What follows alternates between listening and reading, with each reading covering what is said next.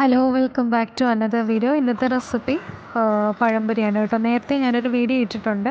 അപ്പോൾ ആ ഒരു ബാറ്റർ അല്ല, ഇന്ന് വേറൊരു സീക്രട്ട് ഇൻഗ്രീഡിയൻറ്റ് വെച്ചിട്ടാണ് ഞാൻ ഈ പഴംപൊരി ഉണ്ടാക്കിയിരിക്കുന്നത്.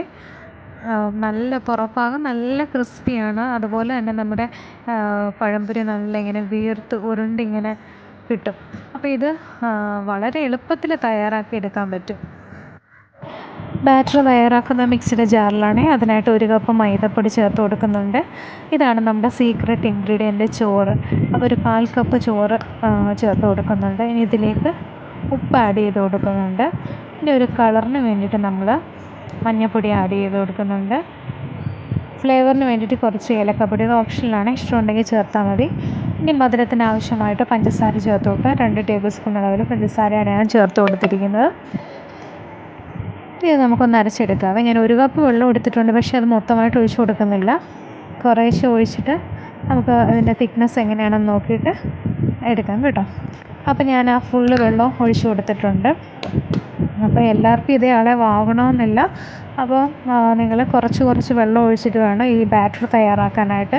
അപ്പം പഴംപൊരിക്ക് നല്ലൊരു തിക്ക് കൺസിസ്റ്റൻസിയാണ് വേണ്ടത്. ഇനി നമ്മൾ പഴം എടുക്കുമ്പോൾ ശ്രദ്ധിക്കാനുള്ള, നല്ല പഴുത്ത പഴം നോക്കിയിട്ട് വേണം പഴംപൊരി എടുക്കാനായിട്ട്, അല്ലെങ്കിൽ നമ്മുടെ ഒരു പഴംപൊരിക്ക് ആ ഒരു ടേസ്റ്റ് കിട്ടത്തില്ലേ. ഇനി നിങ്ങൾക്ക് ഇഷ്ടമുള്ള രീതിയിൽ നിങ്ങൾ കട്ട് ചെയ്യുക കേട്ടോ. ഞാനിപ്പോൾ ഇങ്ങനെ 2ആയിട്ടാണ് കട്ട് ചെയ്യുന്നത്.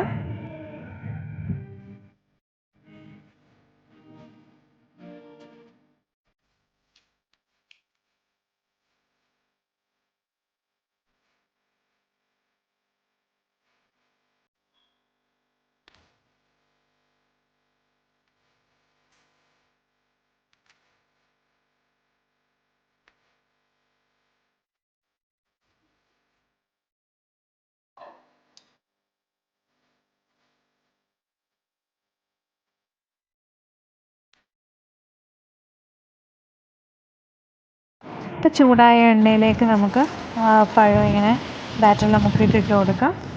അപ്പോൾ തിരിച്ചിടുമ്പോൾ ശ്രദ്ധിച്ച് വേണം തിരിച്ചിടാനായിട്ട് കേട്ടോ. എണ്ണയൊക്കെ പുറത്തോട്ട് തെറിക്കും. അതുകൊണ്ട് വളരെ ശ്രദ്ധയോടുകൂടി വേണം ഇത് തിരിച്ചിട്ട് കൊടുക്കാനായിട്ട്.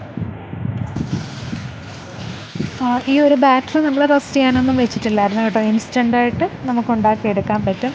വളരെ ടേസ്റ്റിയാണ്, നല്ല ഈസിയാണ് ഉണ്ടാക്കാനായിട്ട്. അപ്പോൾ ഇതൊന്ന് ട്രൈ ചെയ്തിട്ട് എല്ലാവരും ഒന്ന് അഭിപ്രായം പറയണേ.